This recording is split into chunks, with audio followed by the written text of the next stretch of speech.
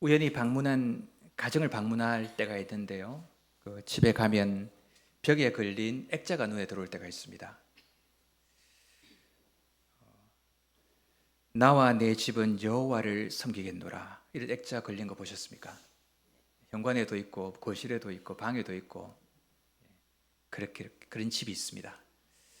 그걸 보면 신앙생활 하시는 분이구나 이렇게 보게 됩니다. 그런 액자 여러분 걸어 둔다는 게 참 마음이 귀한 분이십니다. 하나님의 은혜를 아는 마음일 것이고 또 그 은혜에 받는 것으로 끝나는 사람들이 많은데 그 받은 은혜에 응답하기로 헌신하고 결단하는 그 마음이 참 귀하지 않습니까? 그것이 느껴집니다. 오늘 우리가 읽은 여호수아 24장은 바로 그 고백이 처음 터져 나온 자리입니다.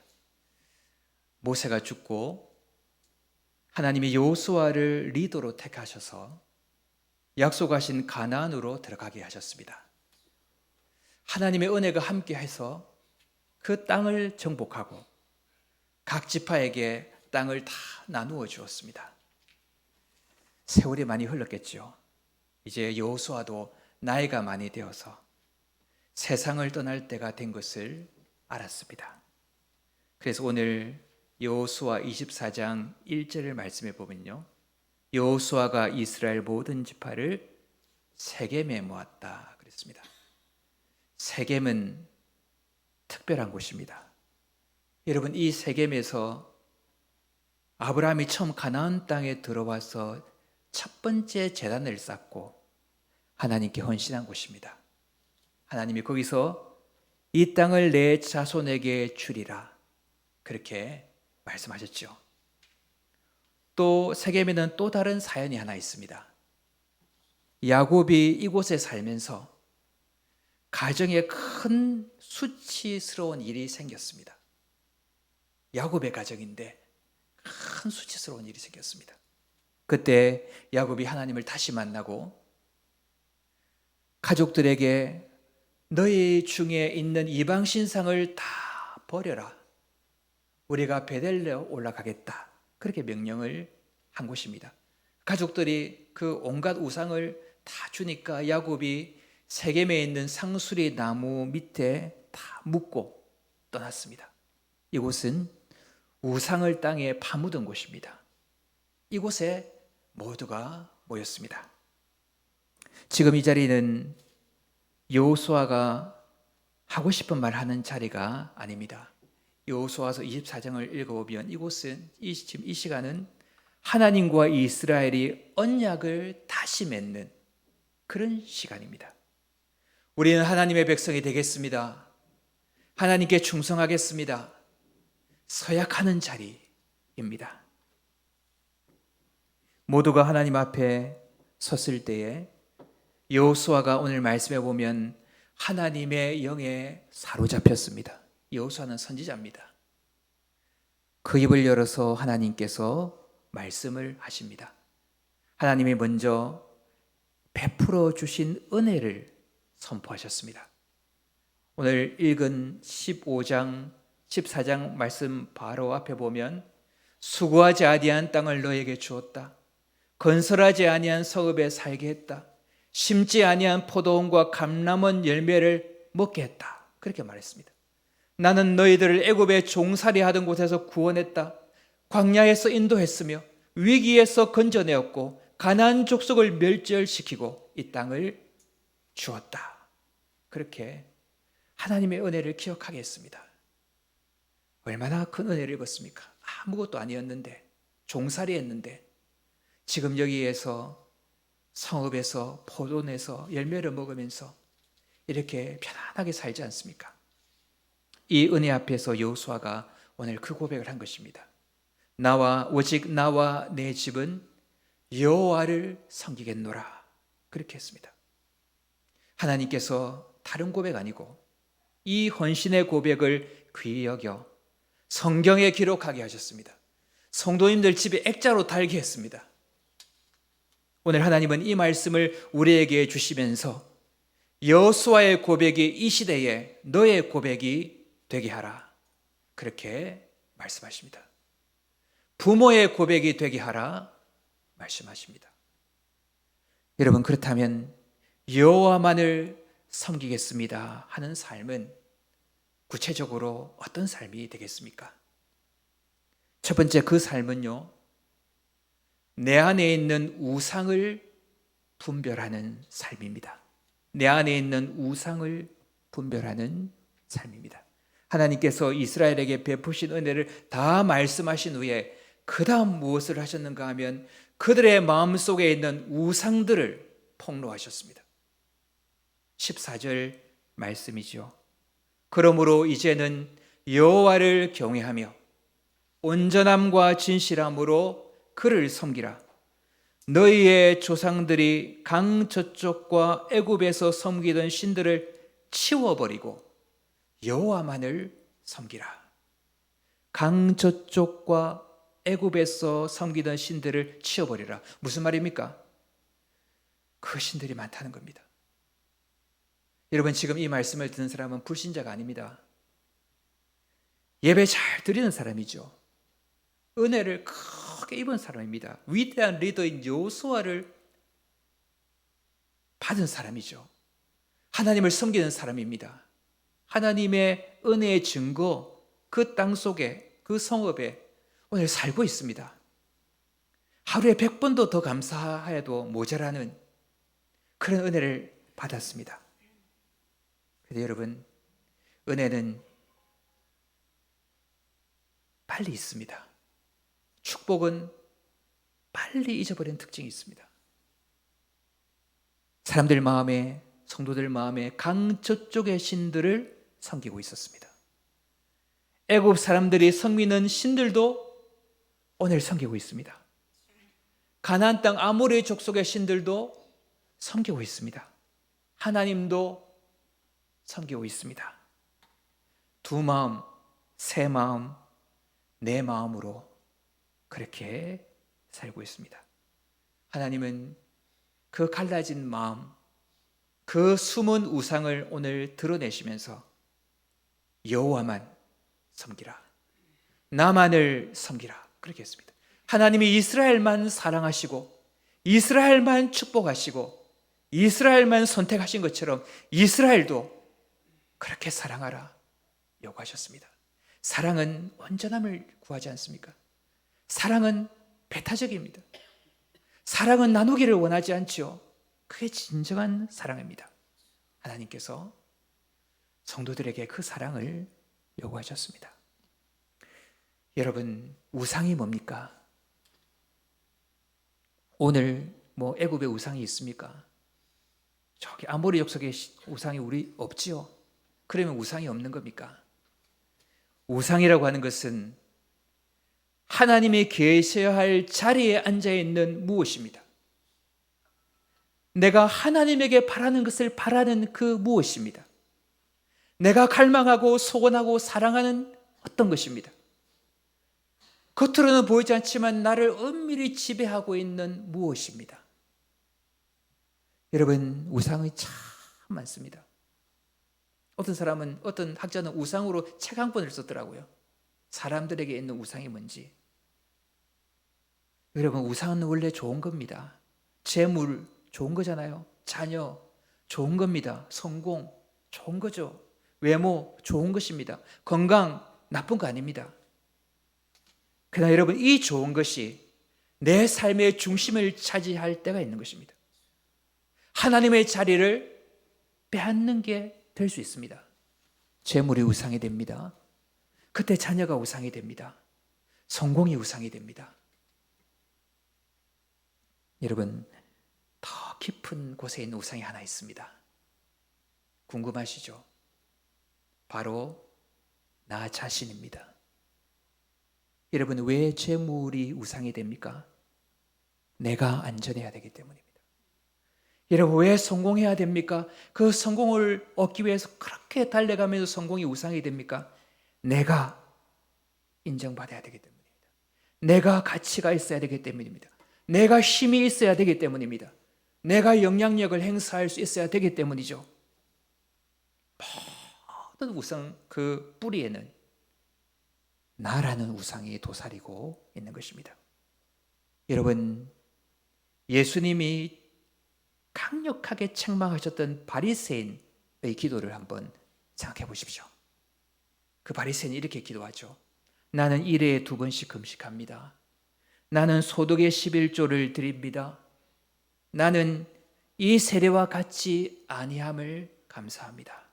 여러분, 특징이 뭡니까? 기도 전체가 나로 채워져 있습니다. 나. 여러분, 바리새인은 정말 신실해 보이는 사람입니다. 그 바리새인 한 분이 우리 교회에 왔다면은 우리에게서 제일 믿음 좋은 사람이 누굽니까? 물으면 여러분 누구를 택하겠습니까? 그 바리새인을 택할 것입니다. 그렇잖아요. 예배 안 빠집니다. 황금 신실하게 하죠. 모든 모임에 참석합니다. 그분 아니겠습니까? 그런데 예수님이 그 바리새인을 책망했습니다. 세리를 축복했습니다.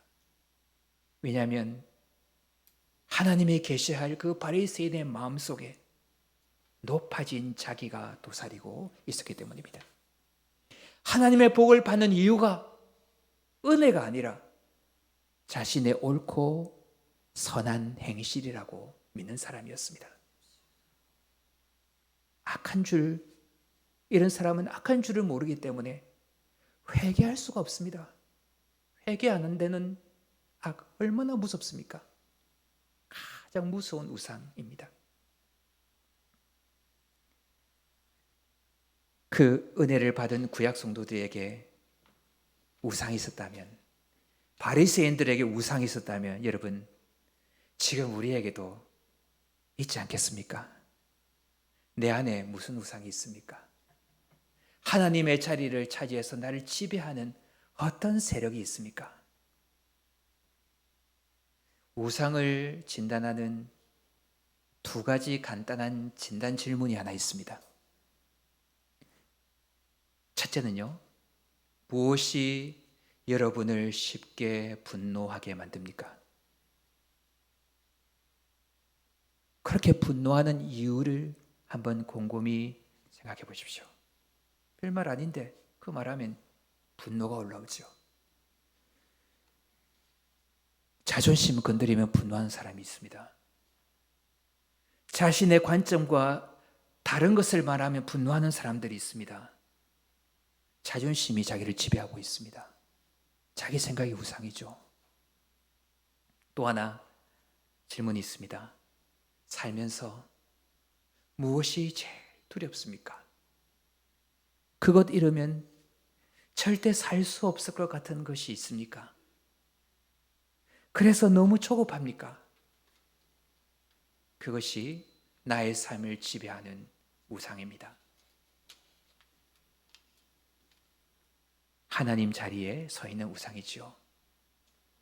하나님을 섬기는 첫 번째 걸음은요, 내 안에 있는 우상을 내가 분별하는 일입니다.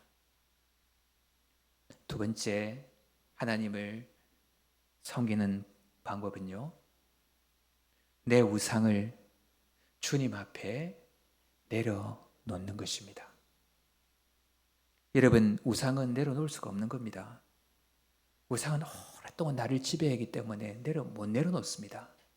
그러나 주님 앞에는 내려놓을 수가 있습니다. 오늘 여호수아의 이 고백을 한번 보십시오. 여호수아의 이 귀한 고백을 듣자 모든 이스라엘 백성들이 즉시 화답을 했습니다. 오늘 16절이죠. 우리가 결단코 여호와를 버리고 다른 신들을 섬기지 않겠습니다. 여러분, 얼마나 결단입니까? 우렁찼을 것입니다.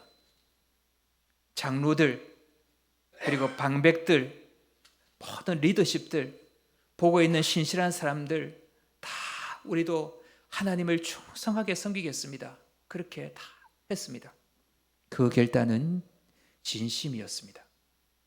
그런데 여러분, 오래 가지 못했습니다. 이스라엘의 마지막을 아시죠? 결국 약속의 땅에서 다 쫓겨났습니다. 옷을 벗고 그리고 착고에 차여서 그렇게 쫓겨났습니다. 여러분, 진심으로는 하나님을 섬길 수가 없습니다. 진심만으로는. 의지와 결단만으로는 우상을 버릴 수 없습니다. 내 마음에 지배하는 것을 내가 내어버릴 수가 없는 것입니다. 여러분, 내 마음의 우상이 언제 버려집니까? 우상을 통해서 채우려고 했던 내 마음의 소원이, 내 마음의 필요가 다 채워질 때, 그때 우상을 버릴 수가 있습니다.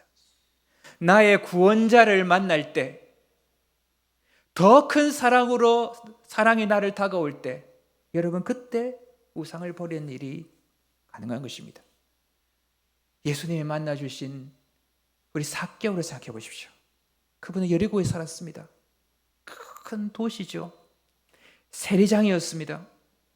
그런데 사람들의 멸시를 받는 사람이었습니다. 아무도 그를 찾지 않았고 그의 집에 오지도 않았습니다. 키도 작았습니다. 여러분, 그런 사람이 뭘 하겠습니까?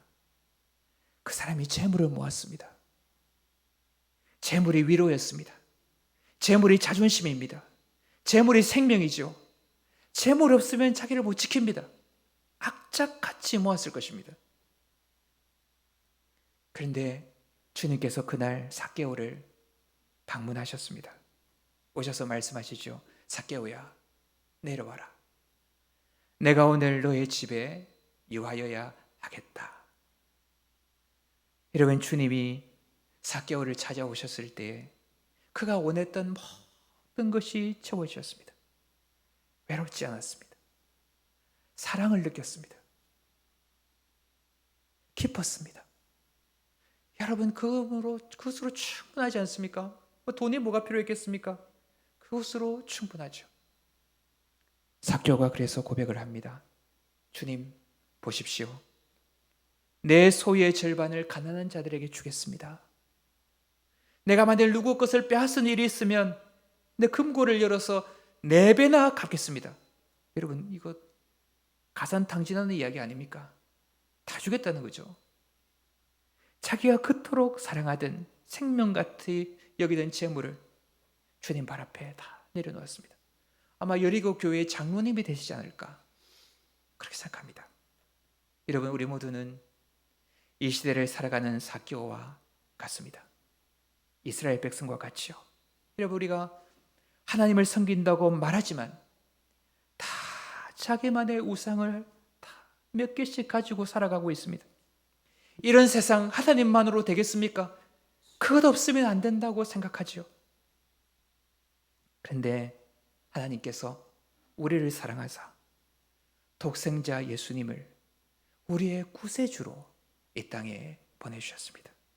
이 땅에 오셔서 그 보배로운 피를 우리 죄를 위해 십자가에 쏟으시고 3일 만에 부활하셔서 성령으로 우리 속에 방문하신 줄 믿습니다. 우리 속에 머무시면서 십자가의 사랑을 알게 하시고 진리를 가르치셔서 우리 안에 있는 우상을 다 버리도록 하시는 것입니다. 여러분, 우리 마음에 가장 필요한 3가지가 있습니다. 하나는 안전하고 싶습니다. 좀 안전하고 사는 게 안전하고 싶습니다. 2번째는 내 삶이 의미가 있고 싶습니다. 그렇죠. 우리가 의미가 없으면 왜 삽니까? 의미가 있고 싶어지죠. 3번째는 사랑을 받고 싶습니다. 사랑을 받고 싶습니다. 여러분, 이거 채우려고 우리가 우상을 찾지요. 재물이 말하지요. 나를 가지면 안전하다. 돈 벌어야 된다. 그래, 안전하지. 뭐가 안전하냐? 말하지 합니다. 성공도 말하죠. 나만 있으면 인정받는다. 성공 안 하니까 인정을 못 받지. 그렇게 우리들에게 말을 합니다. 사람들과의 관계는 말합니다. 이 사람 사귀면 외롭지 않다. 이 사람께 가면 외롭지 않다. 끊임없이 사람을 찾도록 말합니다. 안전합니까? 인정받습니까? 안 외롭습니까? 더 외롭고 더 불안하지요. 거짓말입니다. 그러나 우리의 구원자 주님께서 우리에게 오셔서 말씀합니다. 사망이나 생명이나 높음이나 깊음이나 다른 어떤 것도 우리를 우리 주 그리스도 예수 안에 있는 하나님의 사랑에서 끊을 수 없느니라. 너는 내 안에서 안전하다. 너는 하나님의 사랑 안에서 안전하다. 그렇게 말씀하십니다. 사랑받는 것에 대해서 주님은 보라, 아버지께서 어떠한 사랑을 너에게 베푸사 하나님의 자녀라 일컬음을 얻게 하셨는고 너는 하나님의 사랑받는 자녀다. 그렇게 우리에게 말씀해 주시는 것입니다. 삶의 의미에 대해서도 말씀하셨지요. 우리는 그가 만드신 바라 그리스도 예수 안에서 선한 일을 위하여 지으심을 받은 자니라. 너는 선한 일을 위하여서 하나님께 지음받은 하나님의 작품이다. 하나님의 존재다. 그렇게 말씀하십니다.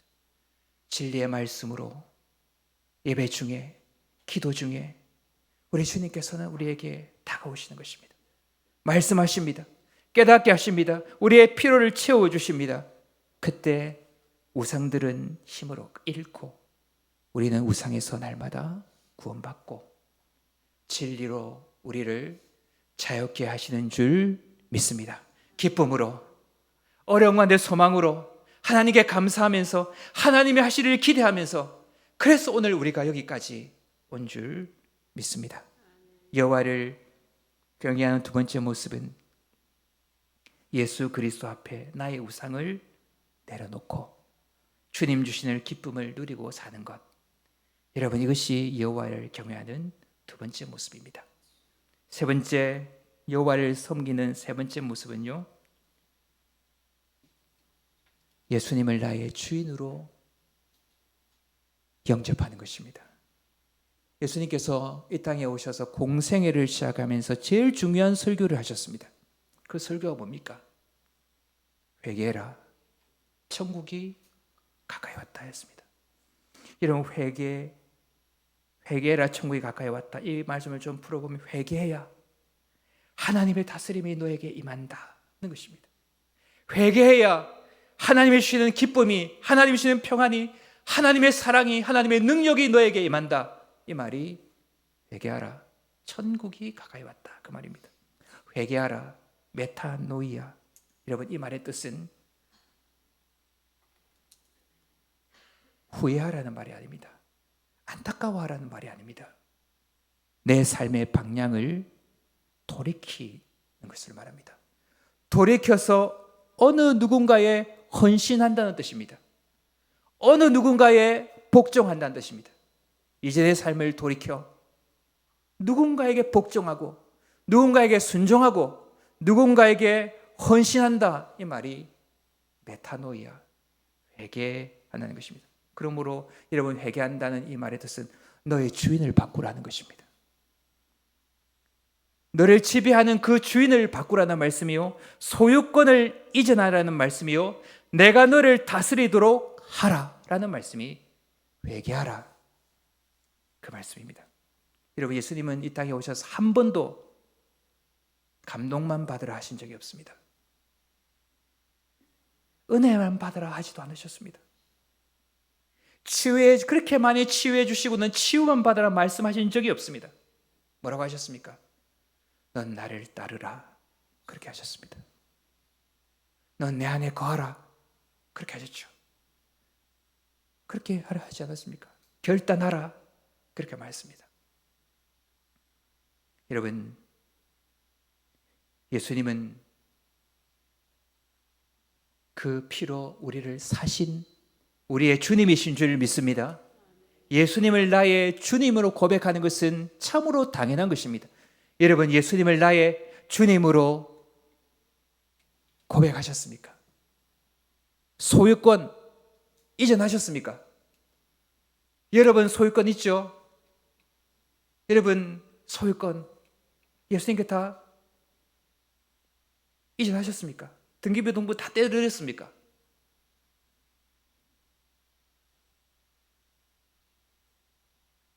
주여 주여 하지만 소유권 이전 안 하는 사람이 많습니다. 은혜는 많이 말하지만 순종은 원하지 않는 사람들이 많습니다. 그래서 주님은 회개하라, 그렇게 말씀하신 것입니다. 주님이 나를 다스릴 때 하나님의 나라가 내게 임합니다. 주님이 다스릴 때 하나님이 약속하신 축복이 내게 임하는 것입니다. 주님이 나를 다스릴 때 내 마음 지킬 수 있습니다. 우상에게서 구원받고 나는 안전합니다. 그러므로 나를 드리는 고백 필요한 것입니다. 여러분, 성경은 우리의 완벽함을 요구하는 것이 아닙니다. 그 첫 결단을 원하는 것입니다. 우리의 고백을 통해서 주님은 역사하십니다. 로마서 말씀에 사람이 마음으로 믿어 의에 이르고 입으로 시인하여 구원에 이르느니라, 그렇게 말씀했죠. 입으로 시인한 것, 그 결단이 있어야 된다는 말씀입니다. 수고하고 무거운 짐진 자들아 다 내게로 오라, 내가 너희를 쉬게 하리라.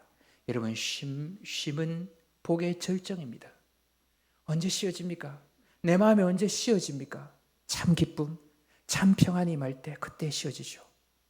왕 대신 주님께 나를 드릴 때 누구도 줄 수 없는 하나님의 평안이, 하나님의 기쁨이, 삶의 의미가, 보람이, 은혜가 임합니다. 이것이 하나님을 섬기는 삶입니다. 예수님을 나의 구세주로, 나의 주인으로 인정하고 모시고 사는 것은 한 번만 하는 것이 아니라 일평생 하는 것입니다. 회개하라, 천국에 가까웠다, 이 말은 한 번 회개하고 끝내라는 말이 아닙니다. 주님이 말씀하신 것은 날마다 회개하는 것입니다. 여러분, 어메이징 그레이스 아시죠? 나 같은 죄인 살리신 곡을 쓴 분이십니다. 요즘에도 이 곡이 기독교 차트에는 거의 늘 상위권 아닙니까? 존 뉴턴이라는 분 쓰셨습니다. 이분이 노예 상인이었죠. 노예들 막 짐짝처럼 싣고 와서 팔면서 사람 아니게 사셨던 분이죠. 하나님을 비웃고 성경을 조롱했던, 요즘 그런 분 본다면 우리가 사람 취급하겠습니까? 그런데 주님께서 그를 찾아오셨습니다. 만나주셨습니다. 그의 말씀하시기 시작했습니다. 그의 피로가 채워졌습니다.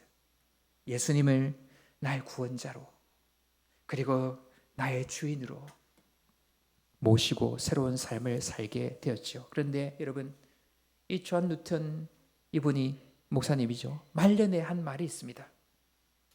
내 경험을 말해도 된다면 나는 나의 평안이요 생명이신 그리스도만 계속해서 바라보는 일이 단연 가장 어려운 일이었다.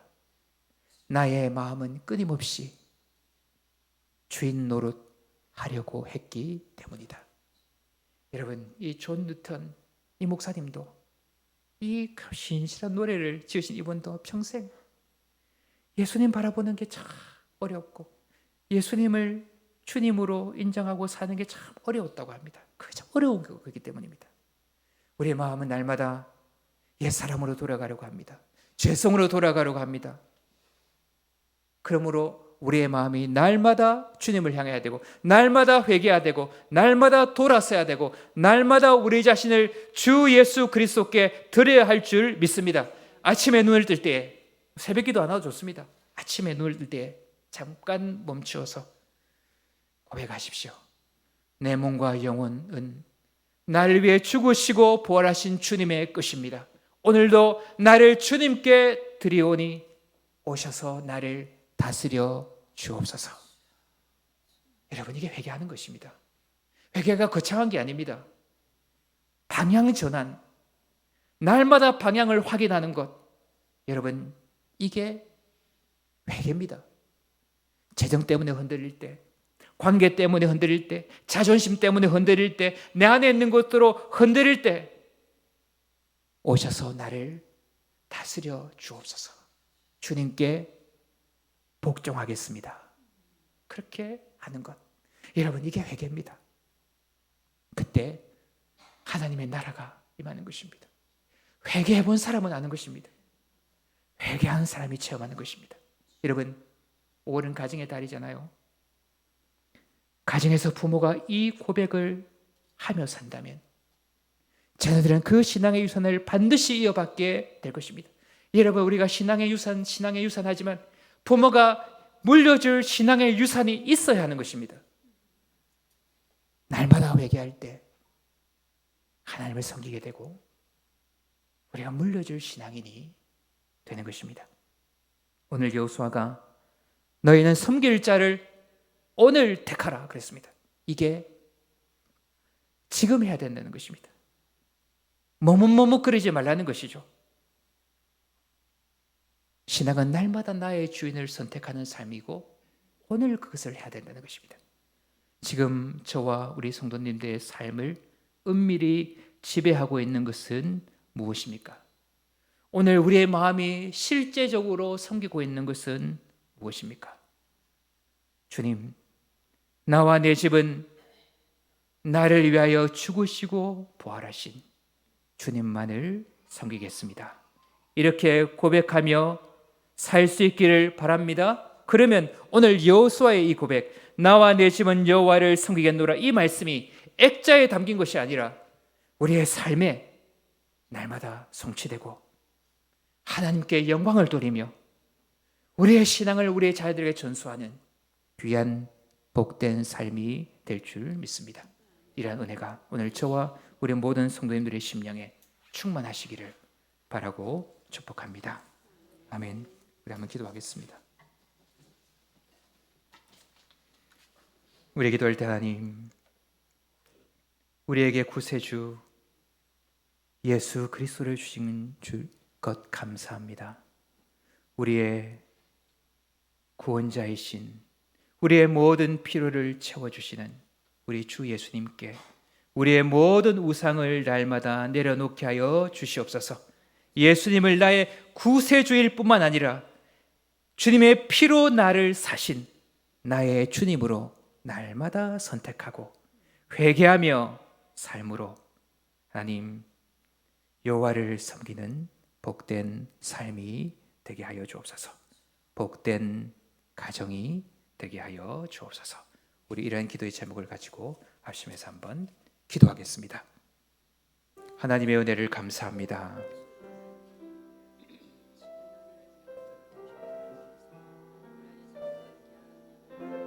우리 안에 하나님의 자리에 있는 우상들 하나님이 있습니다. 우리의 삶을 지배하는 은밀한 우상들이 있습니다. 하나님 아버지, 그것을 분별하게 도와주시옵소서. 하나님, 그것을 나의 구세주 예수 그리스도의 발 앞에 다 내려놓게 하여 주시옵소서. 주님, 예수님을 나의 구세주요, 피로 값지고 나를 사신 나의 주님이요, 나의 생명이요, 나의 능력인 줄 믿고 주님께 다 맡기는, 주님을 나의 주인으로 모시는 그런 삶이 되게 하여 주셔서 하나님의 나라가 임하고 하나님의 나라가 임하는 복된 가정 되게 하여 주시옵소서. 감사합니다. 하나님의 은혜를 감사합니다. 하나님을 섬기겠노라 말하지만 하나님, 우리의 삶을 은밀히 지배하는 많은 우상들이 오늘도 저희들에게 있습니다. 우리 주 예수 그리스도의 사랑과 그 크신 은혜를 날마다 우리에게 알게 하셔서 우리의 모든 우상을 주님 발 앞에 다 내려놓게 하여 주옵소서. 기쁨으로 주님을 나의 구주로, 나의 주인으로 모시고 주님을 따라 살아가는 삶이 되게 하옵소서. 주님이 주시는 참된 안식을 누리며 주님, 하나님만을 섬기는 이 귀한 신앙의 유산을 우리의 자녀들에게 전수하는 복된 저희들이 되게 하시고 우리 가정이 되게 하여 주옵소서. 감사합니다. 예수님 이름으로 기도하옵나이다. 아멘.